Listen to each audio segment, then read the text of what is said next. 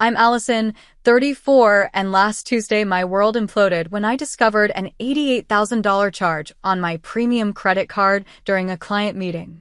My hands trembled as I scrolled through luxury hotel bookings and first-class flights, all authorized by my own parents for my sister Madison's European tour. After a lifetime of being the responsible one, this betrayal cut deep. What followed was a financial nightmare that would ultimately force me to choose between my family ties and my financial future. Before I tell you how I discovered my own parents betrayed my trust, drop a comment letting me know where you're watching from, and don't forget to subscribe if you've ever had to set hard boundaries with family who treated your wallet like a community resource. I grew up in a comfortable middle-class neighborhood in suburban Philadelphia, the eldest daughter in what appeared to be a normal American family. My parents, Robert and Diana, worked steady jobs, dad as a sales manager and mom as an elementary school teacher. We weren't wealthy, but we never struggled for necessities. However, from an early age, I noticed a distinct difference in how financial lessons were taught between me and my younger sister Madison. When I turned 16, I was immediately expected to get a part-time job. "You need to learn the value of $1, my father would say, while simultaneously buying Madison her first car on her 16th birthday. A brand new Honda Civic that I remember envying as I waited for the bus to take me to my after-school job at the local grocery store. This pattern continued throughout our lives. I worked my way through college at Penn State, juggling a full course load with 30 hours a week at a campus coffee shop and another 15 hours as a teaching assistant. My parents contributed what they could, about a quarter of my tuition, while I took out student loans for the rest. I lived in the cheapest dorm available, counted every penny, and graduated with $42,000 in student loan debt. Madison, 3 years after me, attended the same university. But her experience was dramatically different. Our parents somehow found the means to cover her entire tuition. She lived in the newer apartments off campus, joined a sorority, the dues for which my parents also covered, and worked only a few hours a week at a boutique for spending money. She graduated debt-free and moved back home while finding herself. I don't want to sound bitter. I truly believe then that perhaps my parents had learned from their experience with me, saved more aggressively, or maybe their financial situation had improved. I never questioned it because I was proud of what I had accomplished on my own. My struggle had built character, resilience, and financial discipline that served me well in my career. After college, I moved to Boston and started at the bottom of a financial advisory firm. 12 years of grinding, continuing education, professional certifications, and strategic career moves had positioned me as a senior financial advisor with a respected firm. I now earned a comfortable six-figure income, had fully paid off my student loans, owned a beautiful condo in Back Bay, and had built a solid investment portfolio. My specialty was helping high-net-worth clients manage their assets and plan for retirement. The irony that I advised others on wealth management, while my own family viewed me as their personal ATM, wasn't lost on me. The premium credit card at the center of this story was a recent acquisition. After reaching a certain income threshold and client portfolio size, my firm encouraged advisors to maintain appearances appropriate to our clientele. The Black Card, as it's colloquially known, came with exclusive benefits, concierge service, and significant travel rewards. I primarily used it for business dinners with clients, my own modest vacations, and occasional splurges. The annual fee was steep, but the benefits and points system made it worthwhile for my lifestyle. I had always been transparent with my family about my success, but private about the specifics. They knew I was doing well, but not exactly how well. This was intentional. I'd learned early that financial boundaries with my family were necessary. Madison, now 27, had bounced between various jobs since college: retail management, marketing assistant, yoga instructor, never sticking with anything longer than a year. She lived in a nice apartment in Philadelphia that our parents subsidized, drove a car they helped pay for, and generally maintained a lifestyle beyond what her income should allow. About 3 months ago, Madison announced at a family dinner that she had quit her latest job as a social media coordinator for a local business. Before anyone could express concern, she excitedly revealed her new plan, a 3-month tour of Europe, hitting all the major cities and several exotic destinations. Her eyes sparkled as she described the luxury hotels she'd been researching, the Michelin-star restaurants she planned to visit, and the exclusive experiences she wanted to have. "It's going to be absolutely transformative," she gushed, scrolling through Instagram images of infinity pools overlooking the Mediterranean. "I need this journey of self-discovery before I decide on my next career move." I remember exchanging a quick glance with my husband Ethan, who subtly raised an eyebrow. We both knew what was coming next. "The only problem," Madison sighed dramatically, setting down her phone, "is that my savings won't quite cover everything I want to do. And you know how European hotels can be so basic if you don't book the right places." The table fell silent for a moment before my mother spoke up. "Well, I'm sure we can figure something out as a family," she said, her eyes sliding meaningfully toward me.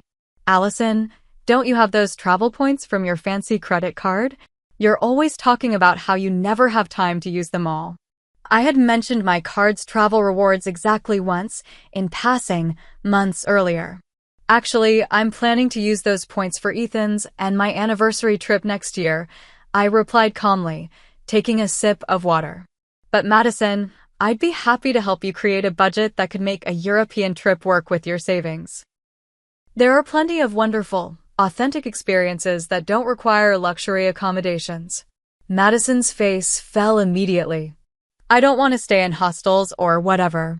That's not the experience I'm looking for." "No one's saying hostels," I clarified. "There are charming, locally owned hotels that would give you a much more authentic." "Not everyone wants to pinch pennies like you, Allison," my mother interrupted. "Madison deserves to experience Europe properly. This is a once-in-a-lifetime opportunity for her." I felt Ethan's hand squeeze my knee under the table, our signal for "let it go." I took a deep breath and changed the subject.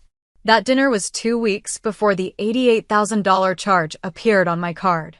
In the interim, I received several texts from both my mother and Madison about reconsidering helping with the trip, all of which I politely but firmly declined. I even sent Madison links to several European tour packages that would fit her stated budget of $15,000, which she dismissed as too basic. I thought that was the end of it. I was wrong.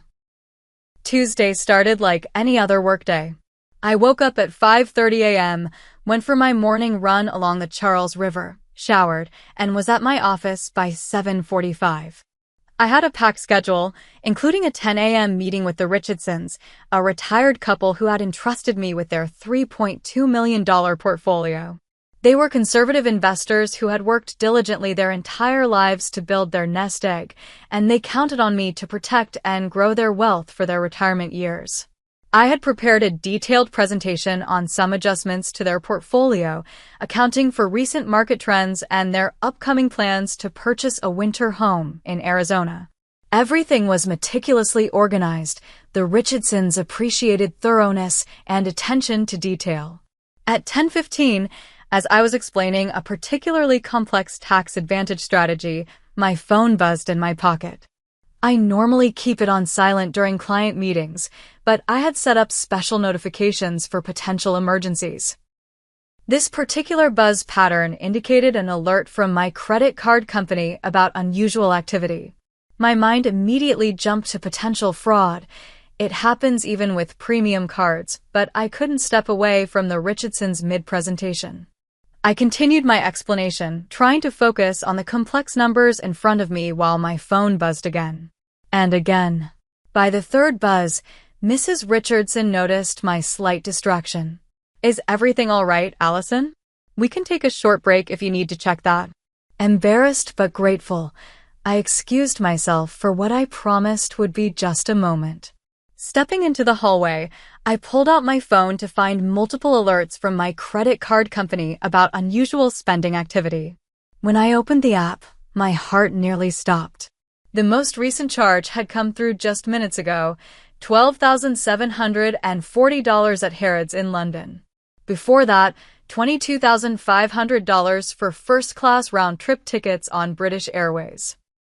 Before that, $32,000 in advance hotel bookings across various European capitals: Paris, Rome, Barcelona, Vienna, Amsterdam. There were smaller charges too.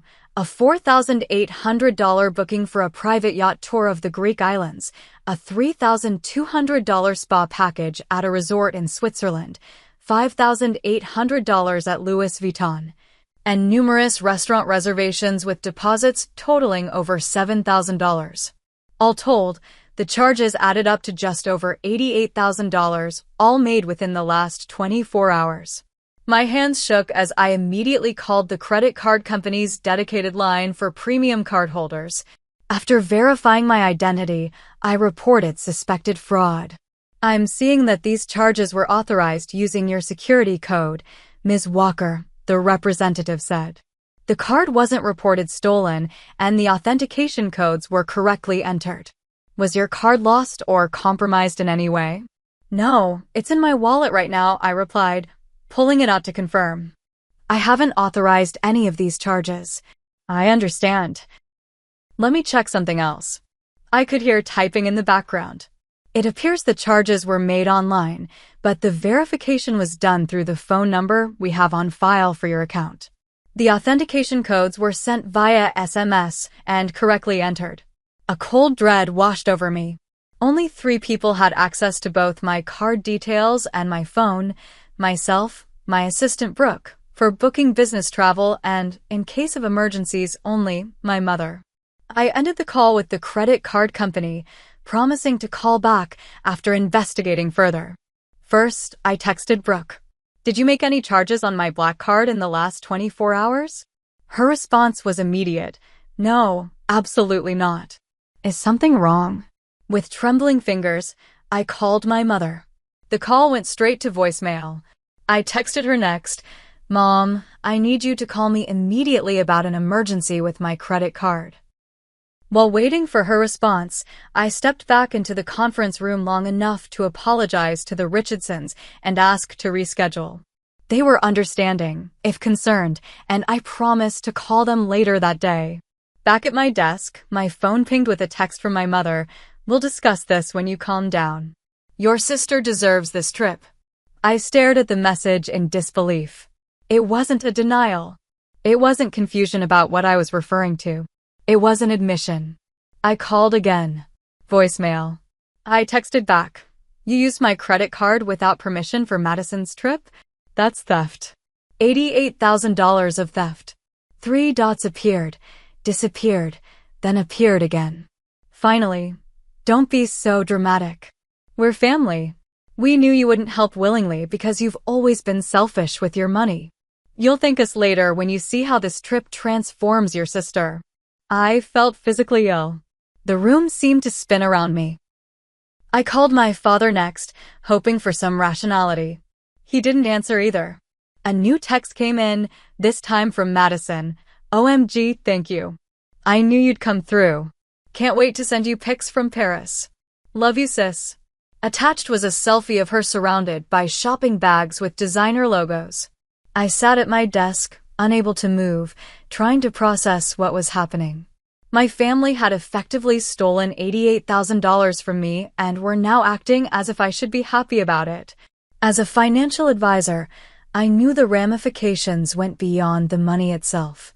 A charge this size would impact my credit utilization ratio. If disputed as fraud, it would trigger an investigation. If not disputed, I'd be responsible for payment. And the personal betrayal cut even deeper. I texted my mother one more time. "This is unacceptable. I'm coming over tonight. Be prepared to explain how you plan to repay this immediately." Her response was chilling. "Don't bother coming if you're going to be difficult. This is a family investment in Madison's future. If you were less obsessed with money, you'd see that." With shaking hands, I grabbed my keys and headed for the parking garage. The 2-hour drive to my parents' house in Philadelphia had never felt so long. The familiar streets of my childhood neighborhood felt alien as I pulled up to my parents' colonial-style home. The same house where I'd grown up, learned to ride a bike in the driveway, and later worked on college applications at the kitchen table. Now it felt like I was arriving at the scene of a crime, which, technically, I was. During the 2-hour drive from Boston, my mind had cycled through every emotion: shock, hurt, anger, betrayal, and finally, a cold determination. I had called Ethan on the way, and his outrage had validated my own. This is theft, Allison. Plain and simple. Don't let them twist this into anything else. I noticed 3 cars in the driveway: my parents' vehicles and Madison's Mini Cooper. At least I wouldn't have to track everyone down separately. Taking a deep breath, I stepped out of my car and approached the front door. I didn't bother knocking. The sound of laughter greeted me as I entered. My family was gathered in the living room. The scene that met my eyes stopped me cold in the doorway. My parents and Madison sat surrounded by shopping bags from luxury brands. An open bottle of champagne sat on the coffee table with 3 glasses. Madison was modeling what appeared to be a new designer coat. They froze when they saw me. The silence lasted only a moment before my mother spoke, her voice overly bright. Allison, what a surprise. We weren't expecting you until the weekend. She glanced nervously at my father, who cleared his throat and stood up.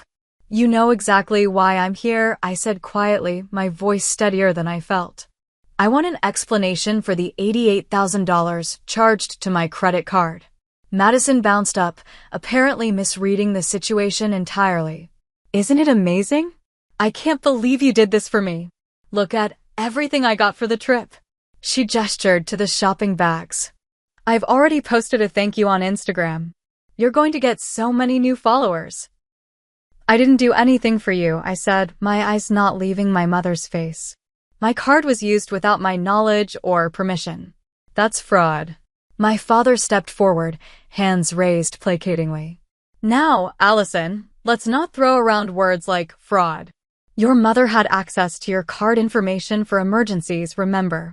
This is not an emergency, I replied, my voice rising despite my efforts to stay calm. This is theft. $88,000 of theft. We were going to tell you, my mother interjected, setting down her champagne glass. We just knew you'd react exactly like this, all dramatic and accusatory. Dramatic? You stole my credit card information and charged nearly $90,000 without my permission. Madison's smile had faded. Wait, you didn't approve this? But Mom said. Your mother lied, I cut in, finally looking at my sister. She stole my card information, and apparently, you were happy to benefit from it without even questioning whether I had actually agreed. We didn't steal anything, my father insisted. We're family. We help each other. And it's not like you can't afford it with your fancy job and big Boston condo. The familiar dismissal of my hard work ignited something inside me. Whether I can afford it or not is completely irrelevant. This is my money earned through my work. You had no right to take it. Take it? My mother scoffed. It's not like we're keeping it. We fully intend to pay you back. When? How? I demanded. Dad just retired last year, and you're still teaching part-time. Where is $88,000 going to come from? They exchanged another glance that sent a chill down my spine. Well, not all at once, obviously, my father mumbled. Over time. Eventually. So you never actually planned to pay me back, I realized aloud. You just assumed I would eat the cost because we're family. Madison, looking increasingly uncomfortable, attempted to lighten the mood. The points, though. You're getting so many reward points from this. And I'll totally take you on my next trip to thank you. I turned to her, incredulous. You think reward points make up for $88,000 of unauthorized charges? Points that I was saving for my anniversary trip with Ethan. You can still take your little anniversary trip, my mother said dismissively. You'll have even more points now. I don't understand why you're being so difficult about this. Because it's theft. I nearly shouted. And beyond the money, it's a complete violation of trust. How could you do this? My mother's expression hardened. Because you left us no choice. We asked you nicely to help your sister, and you refused. All that money sitting in your accounts, all those credit card perks going unused, and you couldn't spare any for your own sister's dream trip. I offered to help her plan a trip within her budget. A budget trip, Madison interjected with disgust. Staying in 2-star hotels and taking the subway. That's not the experience I deserve. The entitlement in her voice struck me speechless for a moment. When I found my voice again, it was deadly quiet. I want the charges reversed and every penny paid back. Now. My mother stood up, her eyes flashing. That's not happening. The flights are non-refundable, the hotels require a 60-day cancellation notice, and Madison needs this trip. Maybe if you weren't so obsessed with hoarding your money, you'd understand that some things are more important than your precious bank balance. Like what? Madison's Instagram photos from the French Riviera. Like family loyalty, my mother snapped. This trip is an investment in Madison's future. She needs this time to find herself and figure out her path. You were always so focused, so driven, you never needed this kind of support. Madison is different. Different? I repeated. You mean irresponsible. That's exactly the attitude we're talking about, my father interjected. You've always judged your sister instead of supporting her. I laughed bitterly. Supporting her? I offered actual help, budgeting advice, career connections. You're not supporting her, you're enabling her. And now you've stolen from me to do it. We didn't steal from you, my mother insisted. Consider this your contribution to your sister's well-being. God knows you've never voluntarily contributed before. The injustice of that statement hit me like a physical blow. I had bought Madison her laptop for college, helped with her car repairs multiple times, and even covered her rent for 2 months last year when she was between jobs. I want the money back, I repeated. All of it. Today. My mother's face hardened into an expression I'd never seen before, cold, almost cruel. Well, you're not getting it. The arrangements are made, and Madison is going on this trip. Consider this your punishment for being so cheap with your family all these years. Punishment. I echoed, stunned. Yes, punishment, she continued, warming to her theme. You've always been the selfish one, Allison. Keeping track of every little thing you do for others, never giving freely. It's time you learned what family really means. In that moment, something crystallized within me. I saw with perfect clarity what I'd been trying not to see for years. To my family, I wasn't a daughter or a sister. I was a resource to be tapped, an ATM with inconvenient opinions. I see, I said quietly. Thank you for making things so clear. I turned and walked out, ignoring their calls behind me. As I got into my car, a text came through from my mother. Don't be so dramatic. Come back inside and we'll discuss payment terms. I didn't respond. I had nothing left to say. The drive back to Boston was a blur. Tears streamed down my face intermittently as the full weight of the betrayal settled over me. Rain had started to fall, matching my mood as I navigated the highway on autopilot. I called Ethan from the road, using the car's Bluetooth. They're not sorry, I told him, my voice breaking. They actually think they're entitled to my money. My mother called it my punishment for being cheap with my family. That's insane, Ethan responded, his voice tight with anger. Are they planning to pay you back at all? They said, eventually, but I could tell they have no actual plan. They're treating this like I'm overreacting to them borrowing $20. It's theft, Allison. Plain and simple. When I finally arrived home, Ethan was waiting with a glass of wine and takeout from my favorite Thai place, though I had no appetite. I sat on our sofa, staring at my phone as notifications continued to roll in. Text messages from my parents and Madison alternating between guilt-tripping, minimizing the situation, and expressing frustration at my overreaction. One message from Madison particularly twisted the knife. I don't understand why you're being so weird about this. It's just money, and you have plenty. Don't you want me to be happy? Just money. $88,000 was just money to them. As a financial advisor, I knew better than most the value of money, not just as currency, but as security, as freedom, as the physical manifestation of work and time.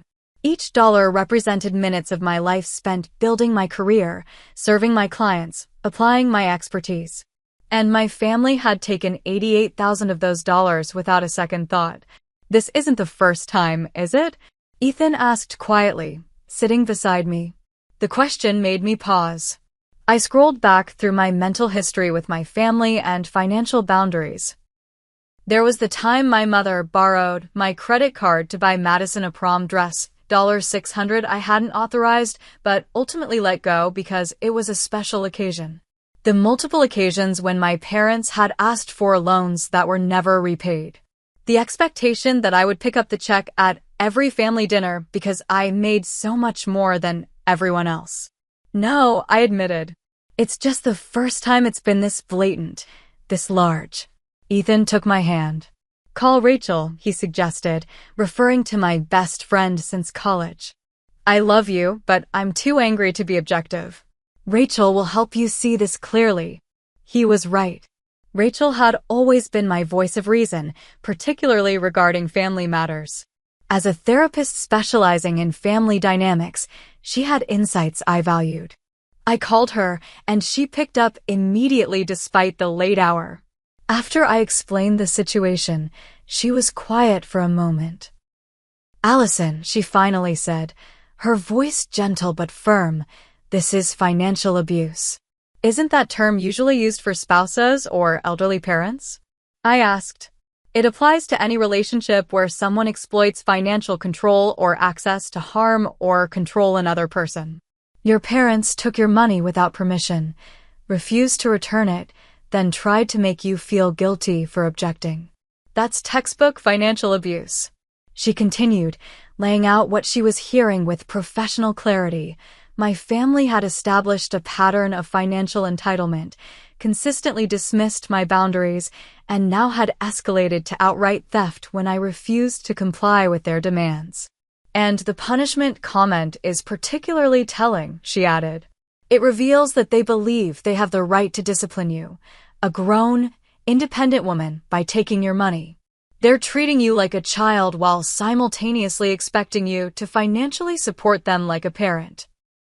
As Rachel spoke, I found myself mentally cataloging other incidents through this new lens. The time my father had pressed me for details about my salary and investment portfolio, then became angry when I politely declined to share specifics. The family meetings about financial matters that inevitably ended with expectations that I would contribute more than my share.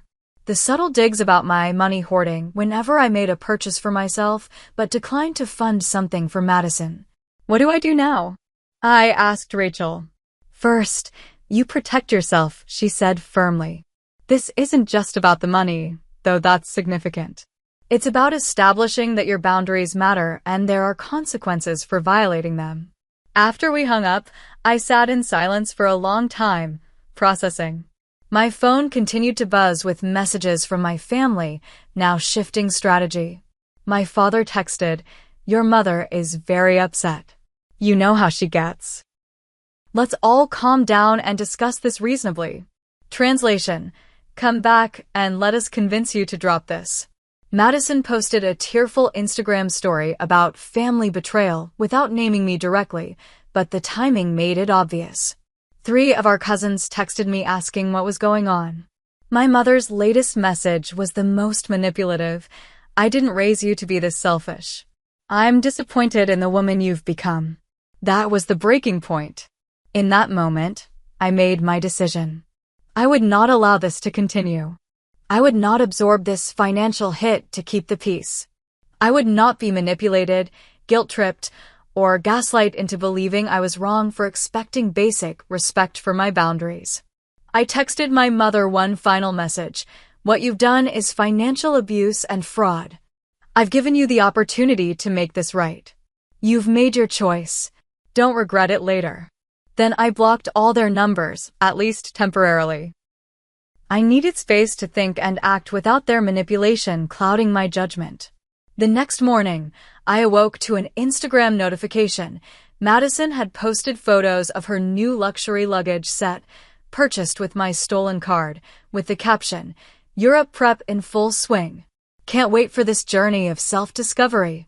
Hashtag blessed, hashtag dreams do come true." There wasn't a single acknowledgement of where the money had come from. Not even a thank you, genuine or otherwise. It was time to take action. The morning after my confrontation with my family, I took a personal day from work, something I rarely did. This situation required my full attention, and I needed to protect my financial security and professional reputation. An unauthorized $88,000 charge on my credit card could have ramifications beyond the immediate financial impact. My first call was to Benjamin, a law school friend who now specialized in financial crimes. I explained the situation, including the fact that my mother had been given my card details for emergencies only and had used the authentication codes sent to her phone. "This is straightforward, unauthorized use," Benjamin confirmed. "The fact that it's family doesn't change the legal reality. You have clear grounds for both civil and criminal action. I don't want to press criminal charges against my parents if I can avoid it," I admitted. "But I need to protect myself." "Start with the credit card company," he advised. "Formally dispute the charges. Be honest about who made them and that it was unauthorized. Then we can discuss next steps based on how your family responds." My next call was to the credit card company. This time, I spoke with a fraud specialist and explained the entire situation without omitting any details. "I gave my mother access to my card information for emergencies only," I explained. "She used it without my permission to book an elaborate European vacation for my sister, totaling $88,000. I've confronted them, and they've refused to cancel the charges or repay me." The specialist was sympathetic but direct. "Since you previously provided your mother with the card information, this falls into a gray area between unauthorized use and friendly fraud. We'll need to conduct an investigation." "I understand," I replied. "What do you need from me?" "First, we'll temporarily freeze the card to prevent any additional charges. I recommend you dispute each charge individually through our online portal, providing any documentation you have that these were not authorized by you." I spent the next hour meticulously documenting every charge, taking screenshots of text messages that proved I hadn't authorized the spending, and writing a detailed timeline of events. Next, I called my bank and investment firms to ensure my mother didn't have access to any other accounts. Though I hadn't shared that information with her, the credit card breach made me realize I couldn't be too careful. What I discovered was alarming. My mother was still listed as an emergency contact on 2 of my accounts, something set up years ago when I first moved to Boston. While she couldn't withdraw funds, she could potentially access account information. I immediately removed her and updated all my security questions to information my family wouldn't know. I then placed a credit freeze with all 3 major credit bureaus to prevent anyone from opening new accounts in my name. Given that my mother had my social security number, she'd been the one to help me get my first job as a teenager, I couldn't rule out the possibility of her attempting to access credit in my name. By mid-afternoon, I'd secured all my financial accounts, changed every password, and set up 2-factor authentication wherever possible. I even ordered a new phone number to be activated the following day, the ultimate security measure since my mother had been receiving authentication texts to my current number. The credit card company called back with an update. "We've initiated the dispute process for all charges," the representative informed me. "The card has been frozen, and we're issuing you a new card with a new number. However, given the circumstances, we need to inform you that if your mother contests the dispute, you may need to file a police report to substantiate your claim of unauthorized use." I thanked them and hung up, feeling a mix of relief and dread. A police report would mean formally accusing my parents of theft, a line I wasn't sure I was ready to cross, despite everything. As I sat contemplating my next move, my work phone rang. It was Brooke, my assistant. "Allison, I thought you should know your mother called the office looking for you. When I said you were unavailable, she asked some questions about your schedule for the week and mentioned something about a family emergency. A chill ran down my spine. Thank you for telling me. If she calls again, please don't share any information about my schedule or whereabouts. Of course, Brooke replied. Is everything okay? Not really, but I'm handling it. I appreciate your discretion. After hanging up, I realized I needed to inform my firm's compliance department about the situation. As a financial advisor, any significant financial irregularity in my personal life could potentially raise red flags with regulatory bodies. Transparency was the best approach. I arranged a meeting with Sandra, our chief compliance officer, and laid out the situation in clinical detail. She was understanding but thorough in her questions. I need to be clear, I assured her. This will not affect my work or my clients in any way. I'm taking all necessary steps to resolve it quickly and completely. I appreciate your transparency, Sandra replied. Document everything and keep me updated on any developments. If you need to take additional time off to handle this, just let me know. By late afternoon, I received notifications that hotel reservations and airline bookings made with my card were being canceled due to payment issues.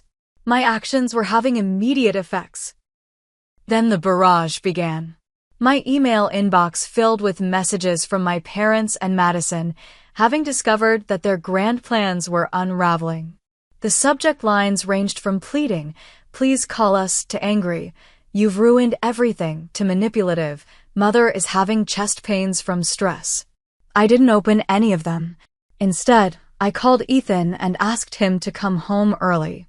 "They're escalating," I told him. "I think they might show up here." "I'll be home in 20, he promised. Sure enough, just as Ethan arrived, my building's doorman called up. "Ms. Walker, your parents and a young woman are here asking to come up. They say it's an emergency." I exchanged a look with Ethan, who nodded supportively. "You can send them up, James," I replied. "But please stay on alert. If you hear raised voices or anything concerning, please call security." 10 minutes later, my family was at my door. My father looked grim, my mother's eyes were red from crying or pretending to. And Madison appeared simultaneously angry and frightened. I invited them in with cold politeness, and Ethan stood beside me, a silent pillar of support. "What have you done?" My father demanded without preamble. "Madison's entire trip is being canceled. Hotels are calling, the airline emailed, everything's falling apart." I disputed the unauthorized charges on my credit card. I replied calmly, "As is my right when someone uses my card without permission." "We had permission," my mother cried. "You gave me your card information." "For emergencies only," I corrected her. "Madison's luxury vacation is not an emergency." Madison stepped forward, tears streaming down her face. "You've ruined everything. Do you have any idea how embarrassing this is? I already told everyone about my trip. I posted it online." "I'm sorry you're embarrassed," I said, genuinely meaning it. "But I didn't cause this situation. I didn't authorize these charges, and I made that clear when I discovered them." "You can still authorize them," my father insisted. "Just call the credit card company and tell them it was a misunderstanding." I shook my head. "That's not going to happen." My mother's demeanor suddenly shifted from tearful to threatening. "If you don't fix this, we'll tell the credit card company that you did authorize it. It will be your word against ours." Actually, Ethan interjected, speaking for the first time. "Allison has documented evidence that she didn't authorize these charges, including text messages from all of you essentially admitting to using her card without permission." My father's face reddened. "Stay out of this. This is a family matter." "Ethan is my family," I replied firmly. "And he's right. I have everything documented, including Mother's statement that the charges were my punishment for being cheap." My mother paled slightly at that. "Here's what's going to happen," I continued, my voice steady. "You have two options. Option 1. You find a way to repay the $88,000 immediately, whether by taking out a loan, selling assets, or whatever means necessary. If you do that, I'll consider this matter closed. We don't have that kind of money just lying around, my father exploded.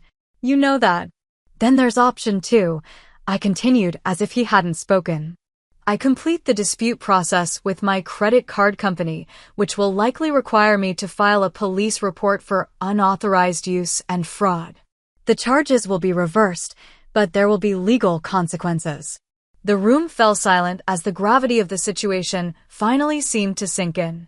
You wouldn't dare file charges against your own parents, my mother finally said, though her voice lacked conviction. I don't want to, I admitted, but I will if necessary.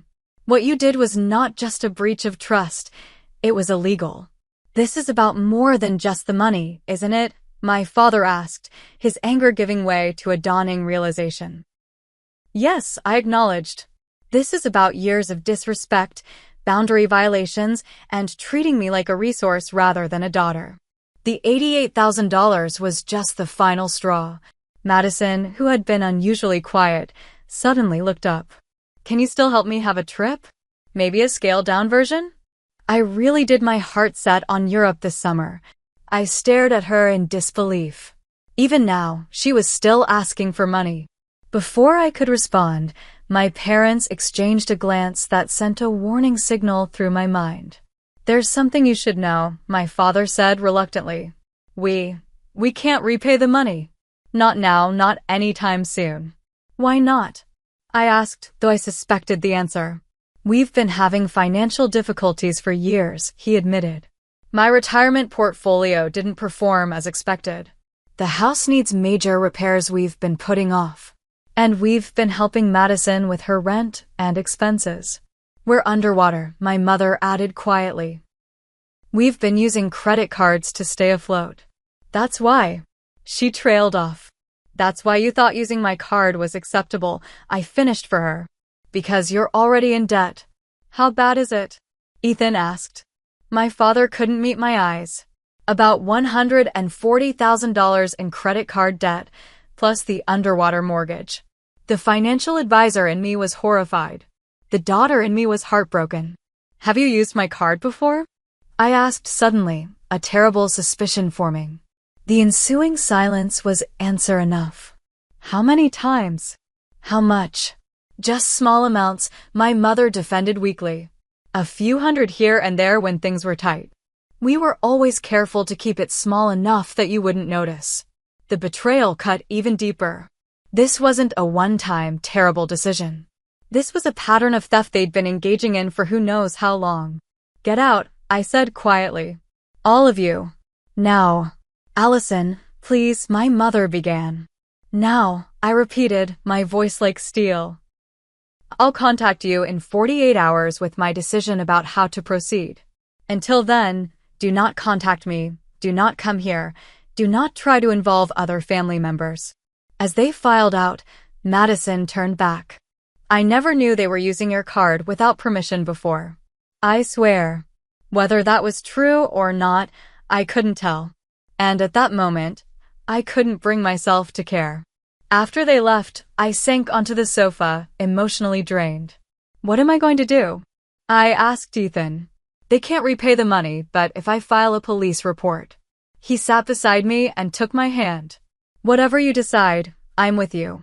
But remember what you always tell your clients. Don't set yourself on fire to keep others warm. It was advice I had given countless times in my professional capacity. Now I needed to apply it to my own life.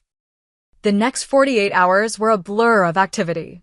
After my family left my apartment, I found myself in a strange state of calm clarity. The shock had worn off, replaced by a methodical determination to protect myself while finding the least damaging resolution possible. My first action was to contact the remaining family members I trusted, my Aunt Catherine, my father's sister, and my cousin Michael, who was an accountant. I explained the situation without embellishment or emotional manipulation, simply laying out the facts. I'm not trying to turn anyone against them, I explained to Catherine during our call. But they're likely to reach out to you with their version of events, and I wanted you to understand what's actually happening. Catherine sighed heavily. I wish I could say I was surprised, Allison. Robert and Diana have always been financially creative. And the way they've treated you compared to Madison has been obvious to the entire family for years. Her validation was both comforting and painful. Others had seen the disparity, but no one had ever spoken up. They've already called me, she continued. Claimed you were having some kind of breakdown and punishing Madison out of jealousy. I didn't believe it, but I had no idea the reality was this serious. Michael was even more direct. This is criminal behavior, Allison. Family or not. Have you considered that if they've done this to you, they might be doing similar things to others? Grandma Julie has been looking confused about her bank statements lately. That thought opened up a whole new dimension of concern. If my parents were desperate enough to steal from me, their financially stable daughter, what might they do to more vulnerable family members? After these conversations, I made two decisions. First, I would not file a police report unless absolutely necessary. Despite everything, I couldn't bring myself to potentially send my parents to jail. Second, I would demand complete financial transparency and a formal repayment agreement as a condition for moving forward. The credit card company had already reversed most of the charges, though some merchants were contesting the disputes. They had also issued me a new card with a new number and closed the compromised account. My credit score had taken a hit from the high utilization ratio, but that would recover over time. When the 48 hours were up, I sent my parents and Madison an email rather than calling or meeting in person. Emotional manipulation was harder to employ in written communication. I've decided not to pursue criminal charges at this time, I wrote. However, my conditions for maintaining any relationship with all of you are as follows. 1. Complete financial transparency. I want to see all your accounts, debts, assets, and income sources. 2. A formal, legally binding repayment agreement for the charges that couldn't be reversed, approximately $15,000. 3. Family counseling to address the underlying issues that led to this situation. 4. No contact with me outside of these parameters for at least 30 days while I process this betrayal. If these terms are not acceptable, I will have no choice but to cut contact completely and reconsider my decision regarding legal action. Their response came within hours, a rambling email from my mother, alternating between tearful gratitude that I wasn't sending them to jail and subtle jabs about my harsh conditions and lack of understanding about family bonds. Reading between the lines, I could tell they were hoping to negotiate more favorable terms. I didn't respond. My terms weren't negotiable. 3 days later, my father called Ethan's phone, since I'd blocked their numbers on mine. We accept your conditions, he said when Ethan passed me the phone. All of them. When can we meet to go over our finances? We arranged to meet at Michael's office the following weekend. Having a neutral third party present, especially one with financial expertise, seemed prudent. What I discovered during that meeting was worse than I'd imagined. My parents weren't just in debt, they were on the verge of bankruptcy. Years of living beyond their means, supporting Madison's lifestyle, and making poor investment decisions had left them with a negative net worth of nearly $200,000. Why didn't you come to me for help? I asked, genuinely bewildered. Not for money, but for financial advice. This is literally what I do for a living. We were embarrassed, my father admitted. You've always been so responsible with money. We didn't want you to think less of us. So instead, you stole from me? He had no answer for that. Madison sat silently throughout most of the meeting, her expression cycling between shame, anger, and shock as the full extent of our parents' financial distress was laid bare. When she finally spoke, her voice was small. I had no idea it was this bad. They always made it seem like everything was fine, that helping me was no problem. I didn't know whether to believe her or not. Part of me thought she had to have suspected something. No one could be that oblivious. But the devastation on her face seemed genuine. What happens now? She asked. Now we make a plan, Michael answered, taking charge of the situation in his professional capacity. A realistic budget, debt consolidation, possibly bankruptcy protection, and a reasonable repayment schedule for what's owed to Allison. Over the next 4 hours, we hammered out the details. My parents would need to sell their house. It was too expensive for them anyway, given their retirement income. Madison would need to find a roommate and a stable job to support herself. No more parental subsidies. As for the money owed to me, we settled on a 5-year repayment plan with modest interest. It wasn't ideal, but it was realistic given their situation. And one more thing, I added as we were wrapping up. I need all of you to understand that our relationship is fundamentally changed. Trust has been broken, and it will take time to rebuild, if that's even possible. My mother began to protest, but my father placed a hand on her arm. We understand, he said quietly. We violated your trust in the worst way. We're lucky you're willing to give us any chance at all. It was the first genuinely remorseful thing either of them had said since this ordeal began. As we were leaving, Madison asked if she could speak with me privately. We walked to a nearby coffee shop and sat in awkward silence for a few minutes before she spoke. I've been thinking a lot about why I felt entitled to that trip, she said finally. Why I thought it was okay for Mom and Dad to use your card, even though deep down I must have known it wasn't right. I waited, not making it easier for her. I've always been jealous of you, she continued. You're so put together, so successful. Everyone respects you. I wanted what you have, but I wasn't willing to work for it the way you did. It was easier to just take. It's not too late to change, I told her. You're only 27. I got a job, she said, surprising me. Nothing glamorous, administrative assistant at a dental office. But it's a start. And I'm looking for a roommate for my apartment. It was a small step, but it was something. The next month was difficult. True to my conditions, my family kept their distance while I processed my feelings with Rachel's help. The family counseling sessions were uncomfortable but necessary, bringing to light decades of unhealthy dynamics and financial enabling. Gradually, painfully, we began to establish a new normal. Our relationship would never be the same. The easy trust was gone, replaced by cautious verification and clear boundaries. But there was a foundation for something potentially healthier in the future. 3 months after the initial discovery, I received the first repayment installment from my parents, a modest sum, but symbolic of their commitment to making amends. Madison had stuck with her job and was taking a community college course in office management. As for me, I had learned painful but valuable lessons about family, money, and the importance of boundaries. My credit score was recovering, and the financial impact, while significant, was manageable. The emotional impact would take longer to heal. You know what's ironic? I said to Ethan one evening as we reviewed our updated financial plan.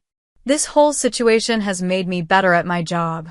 I have a deeper understanding now of how emotions and family dynamics can impact financial decisions. Expensive lesson, he remarked. Worth every penny, I replied, if it means never going through something like this again. 1 year has passed since that fateful Tuesday when I discovered the $88,000 charge on my credit card. So much has changed, some things for the worse, but many, surprisingly, for the better. My financial situation has stabilized completely. After a 6-month investigation, the credit card company resolved all disputed charges in my favor. My credit score, which had dropped nearly 70 points during the ordeal, has almost completely recovered. The freeze I placed on my credit has become a permanent feature of my financial life, a small inconvenience that provides significant peace of mind. More importantly, I've reclaimed my sense of security and autonomy. New accounts, new passwords, new phone number, new emergency contacts. I've rebuilt my financial infrastructure from the ground up, with security at its core. I no longer worry about unauthorized access or unexpected charges. That hypervigilance I felt in the immediate aftermath has faded into a healthy caution. My relationship with my family exists in a new reality, one with clearly defined boundaries and expectations. The weekly family counseling sessions continued for 6 months, painful but productive. We unearthed decades of unhealthy patterns, my parents' financial irresponsibility, their different expectations for Madison and me, my own reluctance to establish firm boundaries for fear of rejection. Dr. Martinez, our family therapist, helped us understand that what happened wasn't just about money, it was about respect, autonomy, and trust. Financial abuse, she explained, often masks deeper relationship issues. The money is just the vehicle. My parents followed through with the financial plan we established. They sold their too-large house and moved into a comfortable 2-bedroom condo that better suited their retirement needs and budget. The process was emotionally difficult for them, leaving the family home of 30 years, but ultimately liberating. "We were house poor for so long," my father admitted during one session. "Always trying to maintain appearances. They've made every scheduled repayment to me, modest monthly installments that will continue for several more years. The amount matters less than their consistency. Each payment rebuilds a small measure of trust." Madison's transformation has been the most surprising and heartening development. The administrative job she took at the dental office led to a promotion to office manager within 6 months. She enrolled in a business administration program at the local community college and maintains a 3.8 GPA. She found a roommate, created her first real budget, and hasn't asked our parents for financial help since that day in Michael's office. "I needed to grow up," she told me over coffee last month, our new monthly tradition. "For 27 years, I never had to face consequences. Everything was always taken care of for me. I thought that was love, but it was actually keeping me dependent and immature." She still dreams of traveling to Europe someday, but now she's saving for it herself, planning a more modest but meaningful trip for after she completes her associate's degree. "I want to earn it," she explained. "I think I'll appreciate it more that way."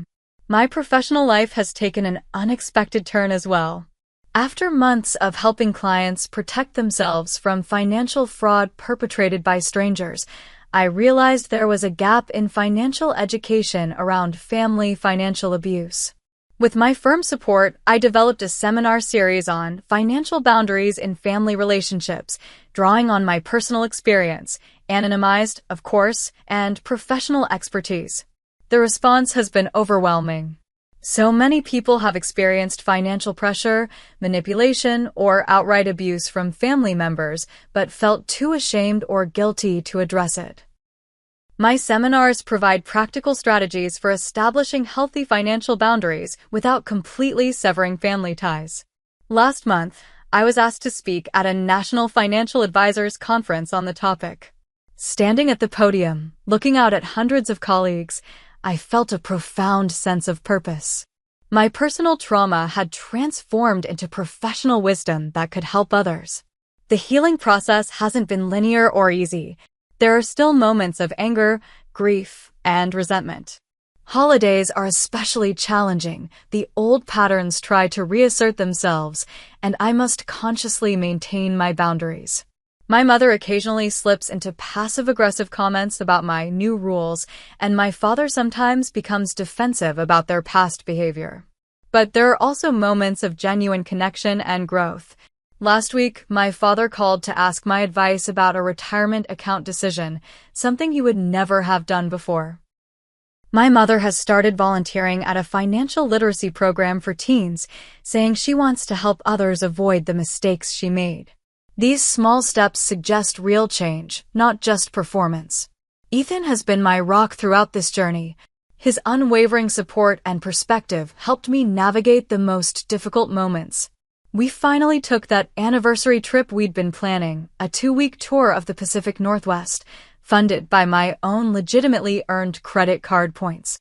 It was during a sunset hike in Olympic National Park that I realized I felt truly at peace for the first time since the ordeal began. "I never thought I'd say this," I told him as we watched the sun sink into the Pacific, "but in some ways, I'm grateful this happened. Not for the betrayal or the financial impact, but for the clarity it brought. I know who I am now, what I value, and where my boundaries lie. The most profound lesson I've learned is that financial boundaries aren't selfish. They're necessary for healthy relationships. Money is more than currency.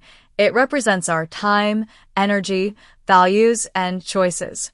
Allowing others to violate our financial boundaries is allowing them to violate our fundamental autonomy. I've also learned that enabling someone financially isn't helping them, it's preventing them from developing the skills and resilience they need to thrive independently. My parents thought they were showing love to Madison by sheltering her from financial reality. Instead, they were keeping her dependent and immature. Perhaps most importantly, I've learned that while family connections are precious, they must be built on mutual respect and trust. Love without boundaries isn't love, it's codependence. True family support means wanting the best for each other, not exploiting each other's resources or goodwill. If my story resonates with you, if you've ever felt pressure to provide financial support beyond your comfort level or had your boundaries violated by loved ones, know that you're not alone. Setting healthy financial boundaries isn't selfish. It's essential for your well-being and for truly healthy relationships. Have you ever experienced financial pressure from family members? How did you handle it? I'd love to hear your stories in the comments below. And if this story helped you gain perspective on your own situation, please like and subscribe for more content about navigating complex financial and family dynamics. Share this video with someone who might need to hear that it's okay to protect their financial well-being, even from family. Thank you for listening to my journey, and remember, true love respects boundaries, financial and otherwise.